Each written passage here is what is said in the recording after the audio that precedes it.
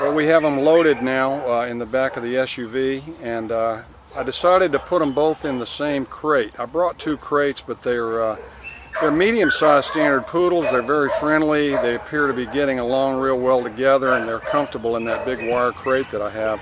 So I think we're going to try that, and if need be, I can always reassemble the soft-sided crate. But this will give them more air circulation and much more comfortable ride.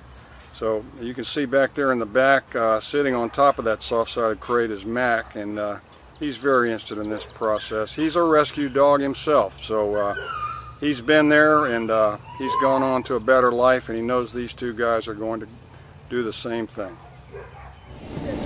Well, we're about a half an hour away from Poodle Rescue now. We're approaching Conroe, Texas, and as you can see, it's raining now, and the traffic is thickened up. I guess the day before the 4th of July is the reason. But it's almost like somebody's giving away free barbecue in downtown Houston. That's how thick the traffic is. Mac's enjoying the ride. He's just sleeping next to me in the seat, and the two standard poodles that we picked up have made the trip very well. I haven't heard a peep out of them. I checked on them a couple of times. I can see them in my rearview mirror, and they're just dozing and sleeping, and I think they're just exhausted from their ordeal. We'll be getting them to their new quarters here, as I said, in about 30 minutes, and things are going to start looking up for them at that point. When we get there, we're going to do one more video and make sure that you get one last look at them here as we conclude this diary of a rescue. I should say the video diary of a rescue. Well, here we are at Poodle Rescue. It's a stormy day. We've had off and on rain, Gwinnett tells me, and we finally made the journey, and both the boys did very well. I was very proud of them. I didn't hear a peep out of them the whole time. They seem to have made that 3.5-hour drive very well. Actually, they got a little car sick on the way. Yeah, but it wasn't bad.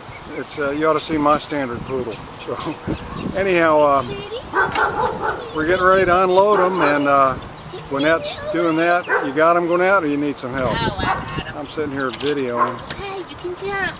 Yay! There we go. And here they are.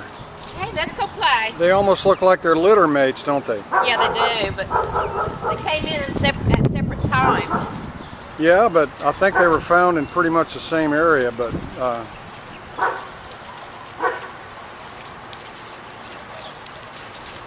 anyhow, we're moving them over to a fenced-in yard, and so Gwinnett, what's the next step for these little guys?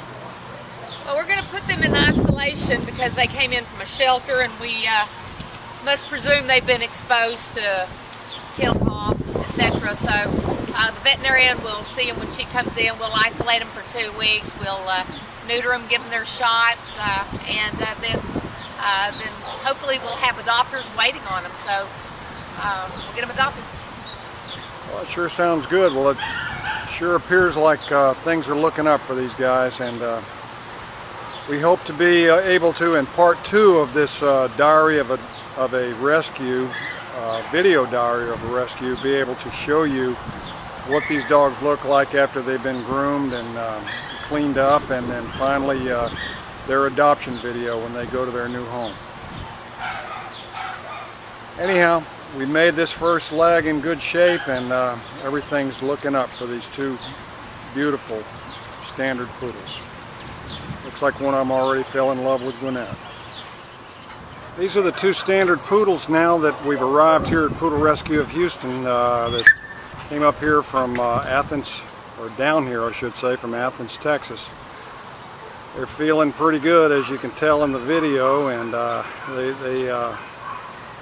they're glad to be out of that crate for that 3.5-hour car ride, and we're letting them run around, and pretty soon they're going to be bedded down in a spotlessly clean, air-conditioned kennel where they're going to be fed really plenty of clean good food and water, and all their veterinary needs are going to be seen to. Before the day's over, we'll be giving them their shots and their immunizations, and making sure they don't have any fleas, and just getting them nice and comfortable. And then the veterinarian, Dr. Cardone, will see them early next week and make an evaluation on what needs to be done, and then we'll go from there.